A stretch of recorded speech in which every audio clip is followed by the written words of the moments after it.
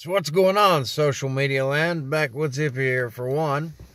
Let's talk about a few things today. Number one being Kentucky. Kentucky recently decided to, get this bill started for legislation that would essentially make concealing your gun a constitutional right, which is a good thing. A lot of people don't agree with it because they're like, oh, well, concealing your gun, that just lets criminals conceal their guns. For one, that is not an argument, all right? Because criminals who are not supposed to have guns, concealing their guns is something I would think that they would do anyhow because they're not supposed to have them in the first place. So they don't care if the law says they're not supposed to have them. They're really, truly not going to just open carry with the damn things. They're going to conceal them anyway. So that argument is not valid. Anyone using that argument is not thinking clearly about the situation. What it is intended for is people like myself who, I open carry from time to time. I slap the gun on my hip and I just go. Sometimes I do, sometimes I don't.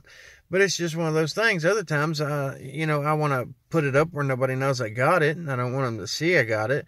But here's the problem with open carrying, though. Like right now, the weather's still kind of cool here in Kentucky. So you go, you grab your gun, you go to open carry with it, and then the next thing you know, you're putting your coat on, going about your day, and you don't realize your coat's covering your gun up. Automatically, cop comes up to you, somebody sees you're concealing the gun underneath your coat, even though it's not your intention to do so.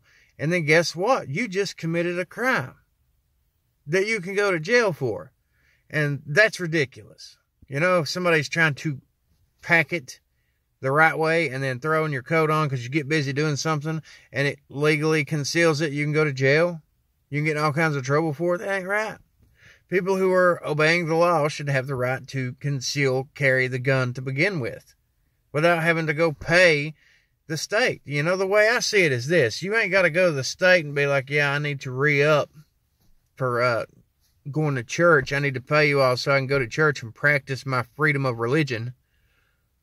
I want to make a permit to be able to practice my free speech.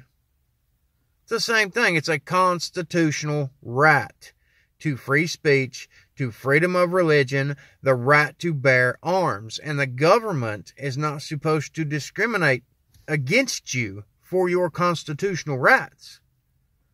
And they do. They want to say, oh, well, you can have these rights if you go get a permit, if you register your guns, if you do this, that, or the other. They don't make you do that with anything else, except they want you to with your guns. And that's just unconstitutional, quite frankly. It's like extortion. They're extorting something from you in exchange for the freedoms that the Constitution gave you to begin with. It don't make sense to me. Just like I said, and if they are going to start saying, you know what, let's put caps on the gun rights. It's a freedom. It's a guaranteed freedom, shall not be infringed. It's the only amendment that straight out says shall not be infringed. Means do not mess with it. You are not to touch it. You are not to trample this right, period, at all. That's how I understand it. But there's people out there who says, well, let's be reasonable. Well, if they can do that, then they can do the same thing with religion. They can do the same thing with free speech. How long is it going to take? You get convicted of a nonviolent crime and they take your gun rights. Let's say somebody, they cheat the government out of food stamps. Okay? They get caught doing it because they're trying to feed their family. They're trying to get a little bit extra money because the government don't understand their situation. For whatever reason it is, they get caught up in it. They get pled guilty, okay, they get convicted of it. Now all of a sudden they're a felon and they lose their right to defend their life, defend their family's life. Everybody inside the home is not allowed to have a gun because that person who is the felon is a felon. So everybody in that house loses their right. Somebody can break in, kill everybody in the house, and nobody has the right to defend themselves because, well, somebody cheated the government to get food stamps, to get medical coverage, to get whatever it is that they got to get. It's ridiculous. And if they can do that with gun rights, when are they going to stand up and say, oh, well, you committed a crime, you committed a felony, so you lose the right to free speech. You lose the right to get on the internet, to talk to people, to have an opinion. They already take away people's right to vote, too. You know, you commit a crime, you lose the right to vote. Well, it's somewhere, you know, in the government. I remember a little saying like, no taxation without representation. And they're taxing the hell out of people who don't have a voice and who represents them. So that shouldn't be there either. But then again, we're talking about politicians who will make up whatever laws are convenient for the time to get votes so they can make money shuffle around. But as far as this concealed carry thing in Kentucky, I think it's a good call because criminals don't care what the law says anyway. They're shooting up gun-free zones all the time because they know that people who abide by the law are going to go in there defenseless and they can walk right in and kill whoever they want to. So sometimes there's people out here, whether you're supposed to have a gun or not, they're going to conceal it anyway. And there's some law-abiding citizens out here who it's got to that point where they're like, well, this ain't legal, but I'm going to do it because I'm not going to risk getting killed. I'm not going to risk my family getting killed. So I think it's a good idea that they're allowing this to happen. Governor Matt Bevin said he will be signing it if it gets to his desk, which it's going to his desk. They just now announced today that it has passed the legislature. So I think it's a grand idea, and that's one for gun rights and one for Kentucky. Because quite frankly, a person should be able to pack a gun on his or her person if they choose to. If they are obeying the law, it should be their right, period. And nobody should infringe on that right. As long as they're doing the book, by the book, how they're supposed to. You know, they're not out here harming people, waving it around, threatening people, robbing people, all that good stuff. They're packing it and they shouldn't be put in jail because they have a coat on.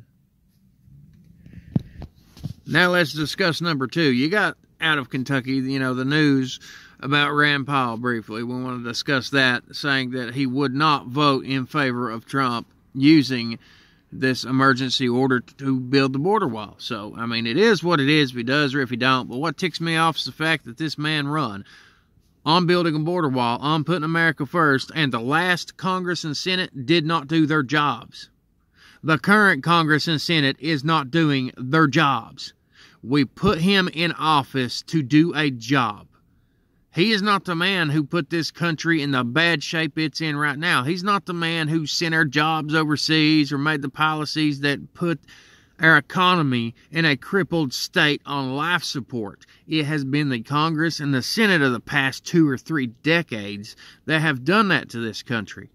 It's time we start voting them people out because Trump's the man that everybody wanted in there, and he's doing good for America what he can right now.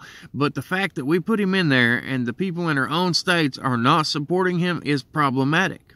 If they are not going to support this order where he's trying to build a border wall, I think it's time that they start making laws to where they take all this drug money that they're getting from all these drug cartels and criminals all over the U.S., all the stuff that they're doing, and they pile it all in to our defense fund to build a border wall. It's just like having a gate outside your house. It establishes your authority, what is your property and what's not, and you get to decide who comes across that threshold, not nobody else. And as a nation, you need one when you have a problem with the drugs coming across the border, the child trafficking. If it can prevent one illegal, I don't care if you say they can boat over it, dig under it, whatever you got to throw at it, I don't care. If it saves one illegal from killing one American citizen, then building that damn thing 200 foot tall and 5 million miles thick, I don't care. You save one American life, you stop one drug smuggler, you stop one child from being trafficked across that border, and you should build the damn thing, because sometime or another it might be your child. So, if Rand Paul's not going to support this deal, I suggest he get off his ass and he go get some help, and they start making some legislation to find a way to fund that wall. Period. But that's just my brief rant for the day. I've got some things to do tonight, and I'll be back on here tomorrow. Let me know your thoughts on both these situations today. Comment down below.